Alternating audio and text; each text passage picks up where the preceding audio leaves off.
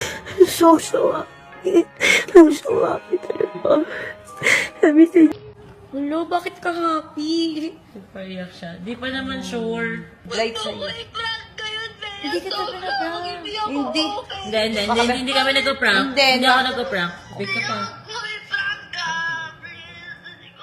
Hindi nga eh. Kinakabahan na talaga ako eh. Huwag ka kakabahan.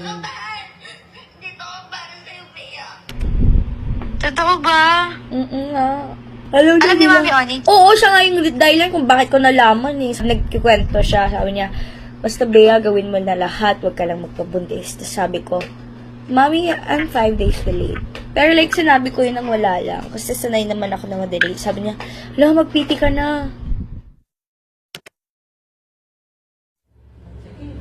Ako na yun dyan sa akong dito. Kinakabahan ka, hindi. Ilawan mo nga. Ay, kinakabahan ako eh. Meron eh, no? Oo eh. Meron. Tubig ka nga ulit. Try mo natin isa pa. Kasi kita mo, hindi siya clear talaga totally. Kita Light. mo. Light siya may isa. Pero,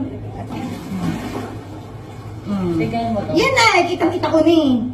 Maaga pa. Maaga pa. Maaga pa pero 5th day ko kasi nalaman siya eh. Yan o, yan na! Kita-kita mo lang, oh. Ano? So, after mga ilang days yan, after 2 days, 3 days, mag-check ulit, magda-darken na yan. Kasi ito, napag-aralan na rin ni Mikey, kinukuha niya yung, ano kaagad eh, yung... Yan, nakikita mo. Ito na, yan. Yan ka na, may pregnant. Hindi, oo. Huwag ka na uminom. Meron talaga, may line talaga ako. Mas malinaw na. Siguro 2 days, 3 days pa lang yan. Pag ano, mas lalo pa yan on the dark.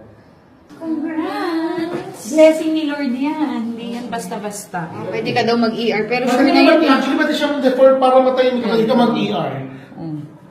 Pero dito pa na kasi, oo, yung kita niya. Pag-ER ka kung gusto mo.